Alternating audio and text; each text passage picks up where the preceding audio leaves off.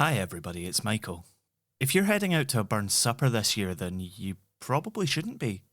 There's a deadly virus kicking around, so maybe have a wee one at home, either with your friends or your family, your flatmate, your cat, or your dog, I guess. Or you could have one on your own. I personally prefer drinking copious amounts of whisky on my own. We figured that since this year is different, we'd put together our very own wee burn supper for you to use as you see fit. We've left out the toast to the lasses and the laddies, because it's a bit of a weird vibe, to be honest. If you really want one, then you can maybe go back to our third episode, called Third Degree Burns, to get some perspective on our national bard's attitude to women. Enjoy!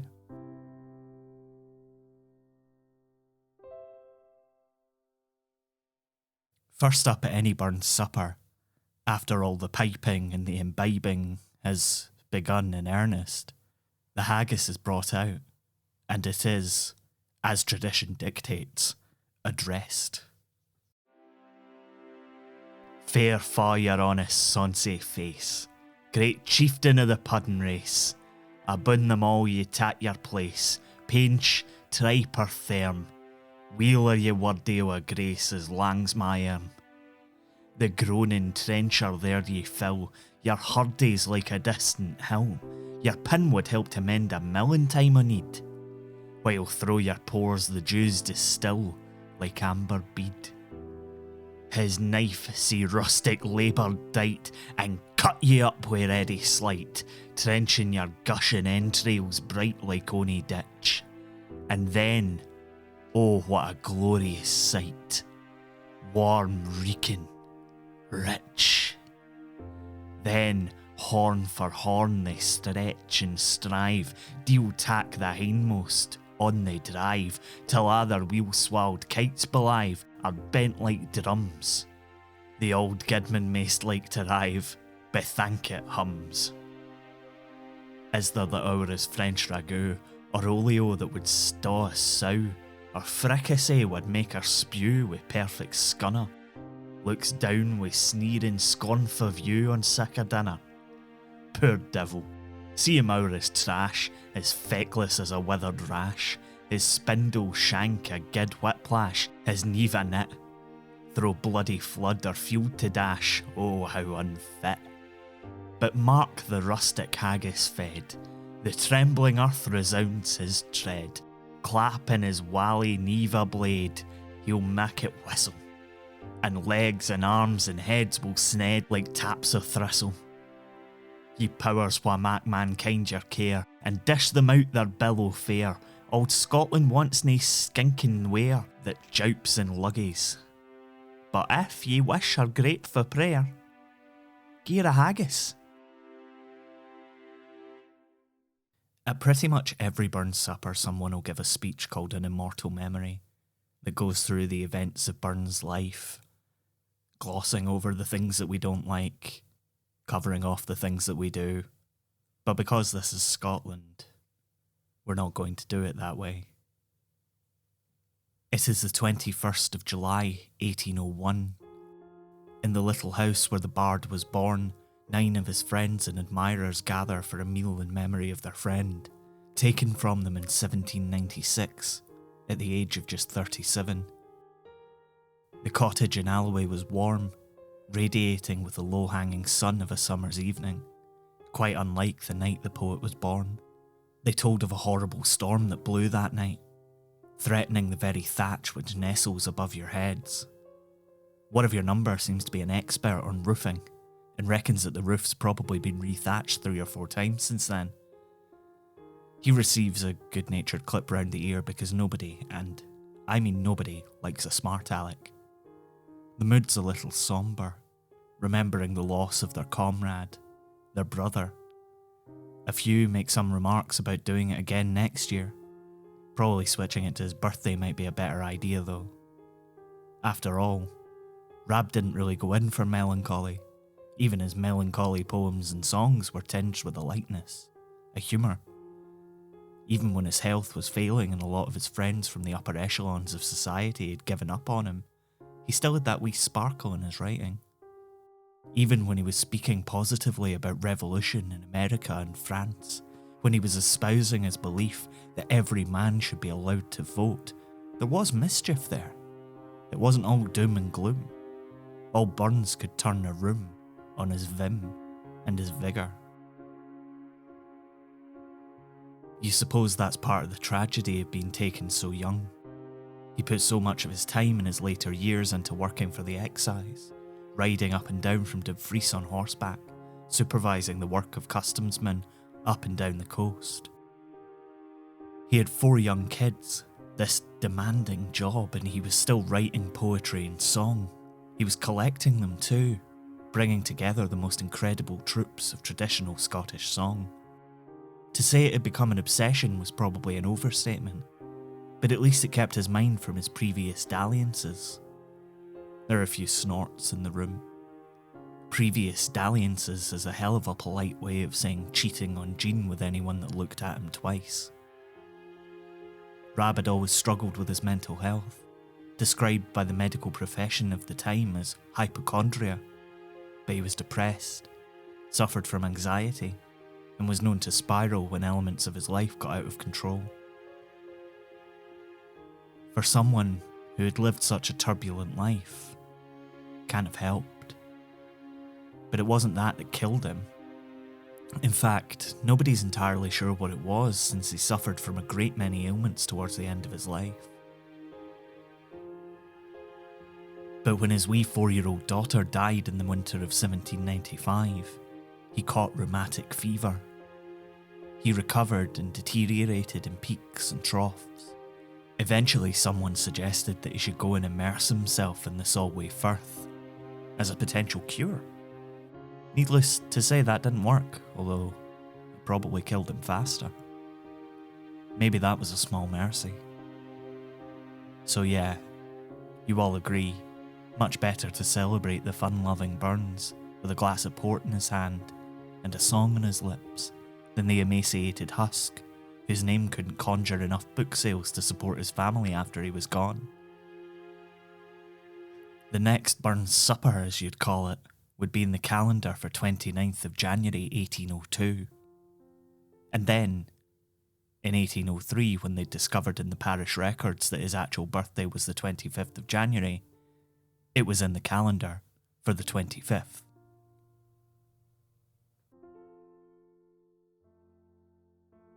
If you're not Scottish, then you probably haven't experienced the joy, the shame, the unbridled nerves of having to recite Burns from memory on stage. Jamie Mowat does. She won the Burns Cup in school for reading To a Mouse. Wee sleekit cowrin timorous beastie, oh what a panic's in thy breastie. Thou needna start awa sae hasty, wi' bicker and brattle. I wad be laith to rin and chase thee, wi' murdering pattle. I'm truly sorry man's dominion has broken nature's social union, and justifies that ill opinion which makes thee startle at me, thy poor earthborn companion and fellow mortal. I doubt na whiles but thou may thieve. What then, poor beastie, thou mun live. A daemon icker in a thrave, 's a sma request. I'll get a blessing wi' the lave, and never missed. Thy wee bit housey too in ruin, it's silly wha the winds are strewing, and naething now to big a new ane o' foggage green. And bleak December's winds ensuing, baith snell a keen. Thou saw the fields laid bare and waste, and weary winter coming fast, and cosy here beneath the blast thou thought to dwell, till crash the cruel coulter past, out throw thyself. That wee bit heap o' leaves and stibble has cost thee mony a weary nibble. Now thou's turned out for a' thy trouble, but house or hald, to thole the winter's sleety dribble and cranrich cold. But mousy thou art no thy lane, in proving foresight may be vain. The best laid schemes o' mice and men gang after gley, and lay us naught but grief and pain for promised joy. Still thou art blessed compared with me, the present only toucheth thee, but och, I backward cast my ee on prospects drear, and forward though I canna see, I guess and fear. Composer and all-round man of music Mitch Bain takes up the mantle and reads John Barleycorn. There was 3 kings unto the east, 3 kings both great and high, and they had sworn a solemn oath John Barleycorn should die. They took a plough and ploughed him down, put clods upon his head, and they had sworn a solemn oath John Barleycorn was dead. But the cheerful spring came kindly on, and showers began to fall. John Barleycorn got up again, and sair surprised them all. The sultry suns of summer came, and he grew thick and strong, his head well armed with pointed spears, that no one should him wrong. The sober autumn entered mild, when he grew wan and pale, his bending joints and drooping head showed he began to fail. His colour sickened more and more, he faded into age, and then his enemies began to show their deadly rage. They'd ta'en a weapon, long and sharp, and cut him by the knee, then tied him fast upon a cart, like rogue for forgery. They laid him down upon his back and cudgelled him full sair, and hung him up before the storm, and turned him o'er and o'er. They filled up a darksome pit with water to the brim, they heaved in John Barleycorn, there let him sink or swim. They laid him out upon the floor, to work him further woe, and still as signs of life appeared, they tossed him to and fro. They wasted o'er a scorching flame the marrow of his bones, but a miller used him worst of all, for he'd crushed him between 2 stones. And they had ta'en his very heart's blood, and drank it round and round, and still the more and more they drank, the joy did more abound. John Barleycorn was a hero bold, of noble enterprise, for if you do but taste his blood, 'twill make your courage rise. 'Twill make a man forget his woe, 'twill heighten all his joy, 'twill make the widow's heart to sing, though the tear were in her eye. Then let us toast John Barleycorn, each man a glass in hand, and may his great posterity ne'er fail in old Scotland. And finally, here's the tale of Holy Willie. He was a rather oldish bachelor elder in the parish of Mauchline, and much and justly famed for that polemic chattering which ends in tippling orthodoxy, and for that spiritualised bawdry which refines to liquorish devotion. In a sessional process with a gentleman in Mauchline, a Mr. Gavin Hamilton, Holy Willie and his priest Father Auld, after full hearing in the presbytery of Ayr, came off but second best, owing partly to the oratorical powers of Mr. Robert Aiken, Mr. Hamilton's counsel, but chiefly to Mr. Hamilton's being one of the most irreproachable and truly respectable characters in the county. On losing the process, the muse overheard him at his devotions as follows. O thou, who in the heavens does dwell, who, as it pleases best thyself, sends ane to heaven and 10 to hell, all for thy glory, and no for ony good or ill they've done afore thee. I bless and praise thy matchless might, when thousands thou hast left in night, that I am here afore thy sight, for gifts and grace, a burning and a shining light to a' this place.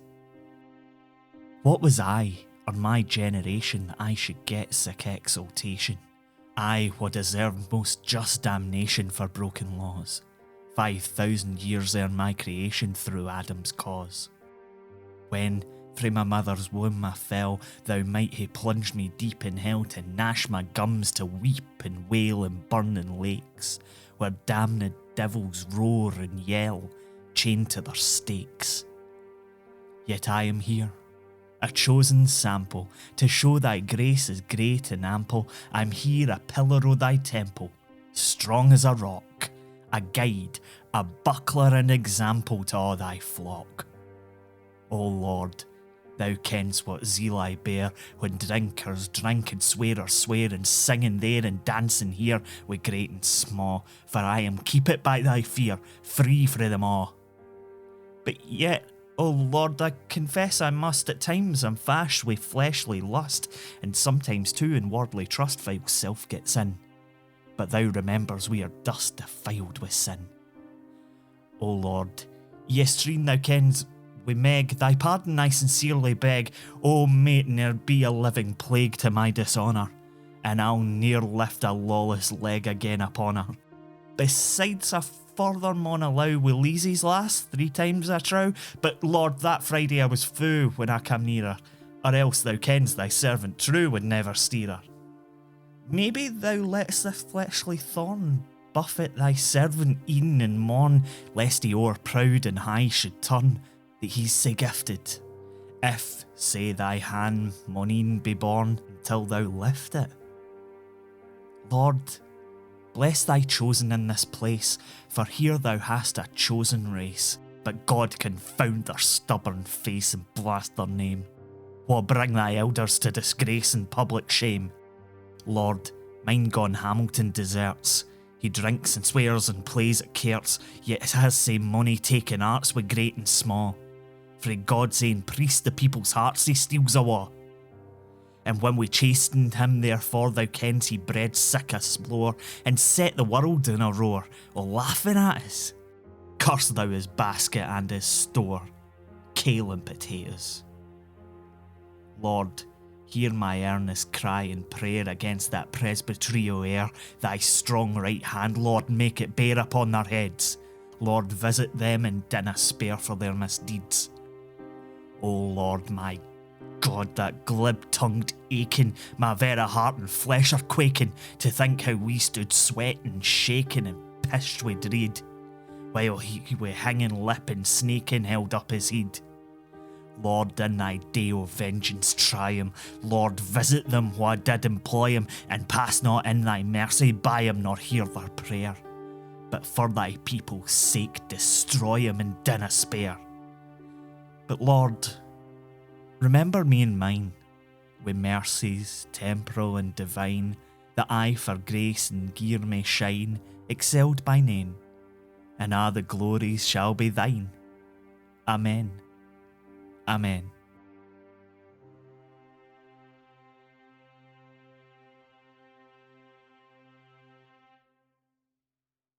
The end of a burn supper usually comes with a rousing, often drunken rendition of Auld Lang Syne, a traditional song adapted by Burns, which is, let's face it, one of the most famous songs on earth, so you don't really need me to tell you about it.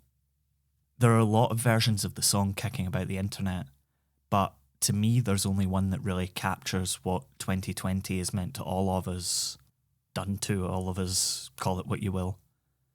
It's sung by a community of singers from Birmingham, Alabama, in a church whose elders used to refuse to seat black people. This version is from a beautiful art film by 1504 called For the Sake of Old Times. We should never forget the past, even though we look forward to the future and hope that every day we move forward things just become a little bit brighter. And at a time when it seems more difficult than ever to hope for a better tomorrow, it's a powerful message. Remember other people. Look after one another. Wear a mask. Should old acquaintance be forgot and never brought to mind? Should old acquaintance be forgot and days of old lang syne? For old lang syne, my dear, for old lang syne will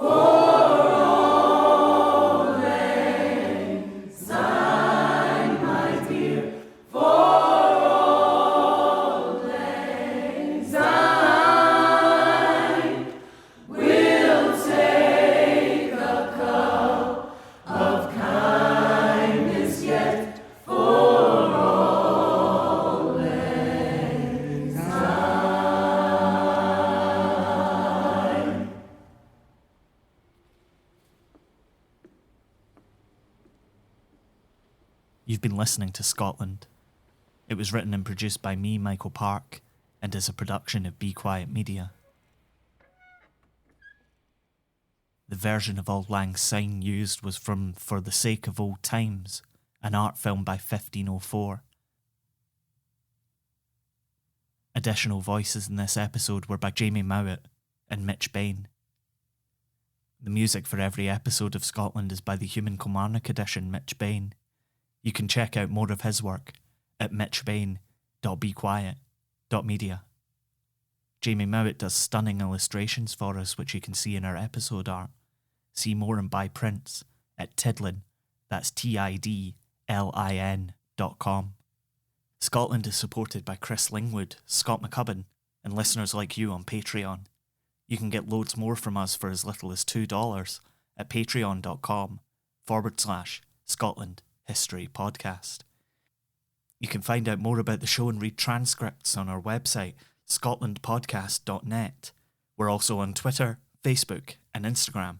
You can find us by searching Scotland, a Scottish History Podcast. Look after one another. Wear your mask. We'll see you next time.